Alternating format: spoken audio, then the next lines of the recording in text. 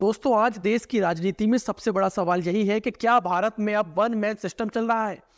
क्या सत्ता का पूरा ढांचा एक व्यक्ति और एक कार्यालय के इर्द गिर्द सिमट चुका है। क्योंकि 2014 के बाद से लगातार ये चर्चा होती रही है कि जो गुजरात मॉडल 2001 से 2014 के बीच गुजरात में चला, वही मॉडल क्या अब दिल्ली में भी लागू हो गया है, जहां कैबिनेट की भूमिका सीमित है, पार्टी संगठन की अहमियत कम होती गई है और संसद केवल औपचारिक संस्था बनती जा रही है। इस वन मैन सिस्टम की चर्चा सबसे पहले नोटबंदी के समय खुलकर सामने आई थी, जब राज्यसभा में शरद यादव ने कहा था कि इस फैसले की जानकारी वित्त मंत्री तक को नहीं थी। यानी इतना बड़ा आर्थिक फैसला बिना कैबिनेट चर्चा के लिया गया। और यही नहीं, इसके बाद 3 कृषि कानून आए, जिन्हें सरकार को 13 महीने के किसान आंदोलन के बाद वापस लेना पड़ा, जिससे ये सवाल और गहरा हो गया कि आखिर फैसले बन कहाँ रहे। नोटबंदी और कृषि कानूनों के बाद जीएसटी को जिस तरह हड़बड़ी में लागू किया गया, अग्निवीर योजना लाई गई और अब वन नेशन पर इलेक्शन जैसी अव्यावहारिक अवधारणाएं सामने रखी जा रही हैं, इन सब ने संसद की भूमिका पर सवाल खड़े कर दिए हैं।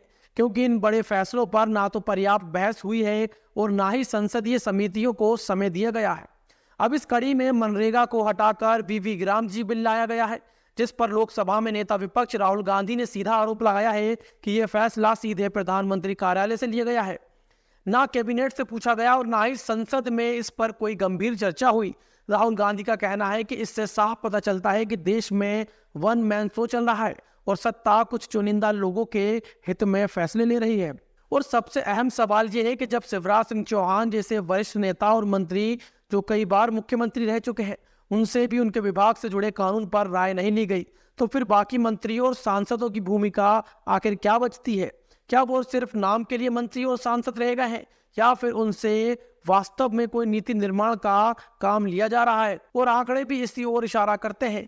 2009 से लेकर 2014 तक 75% से अधिक विधेयक संसदीय स्थायी समितियों में भेजे जाते थे, लेकिन 2014 के बाद यह आंकड़ा घटकर 12% से भी नीचे चला गया है। यानी कानून अब संसद के बजाय कहीं और बन रहा है और संसद केवल मुहर लगाने की जगह बनती जा रही है। भारतीय जनता पार्टी, जो कभी आंतरिक लोकतंत्र की मिसाल देती थी, जहां लाल कृष्ण आडवाणी, अटल बिहारी वाजपेयी और नरेंद्र मोदी जैसे नेताओं के फैसले पार्टी मंचों पर बहस के बाद तय होते थे, आज क्या वही पार्टी एक व्यक्ति की इच्छा पर चलने लगी है, जहां अध्यक्ष बिना चुनाव के तय होते हैं, असहमति को राष्ट्र विरोधी बताया जाता है और सवाल उठाने वाले को हाशिए पर डाल दिया जाता है।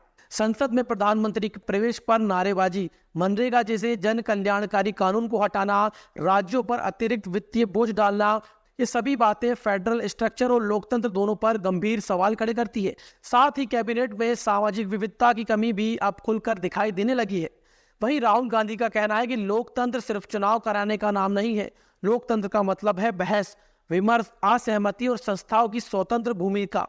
लेकिन जब संसद, कैबिनेट और संसदीय समितियों को कमजोर किया जाता है, तब लोकतंत्र का संतुलन बिगड़ने लगता है और सत्ता अत्यधिक केंद्रीकृत हो जाती है। और इतिहास गवाह है कि जब भी सत्ता जरूरत से ज्यादा एक जगह सिमटी है, तब लोकतंत्र हमेशा कमजोर होता है और जनता ने समय आने पर उसका जवाब दिया है। और अब सवाल ये नहीं है कि राहुल गांधी क्या कह रहे हैं, सवाल ये है कि देश किस दिशा में जा रहा है। क्या निर्णय जनता के प्रतिनिधियों की भागीदारी से बनेगा, या कुछ गिने चुने लोगों के कमरे में तय होते रहेंगे। सबसे बड़ा सवाल यही है कि क्या नरेंद्र मोदी के 10-11 साल के कार्यकाल को इतिहास कैसे याद करेगा, लोकतंत्र को मजबूत करने वाले दौर के रूप में, या फिर एक केंद्रीकृत वन मैन सिस्टम के रूप में। इसका फैसला आने वाला वक्त और देश की जनता तय करेगी।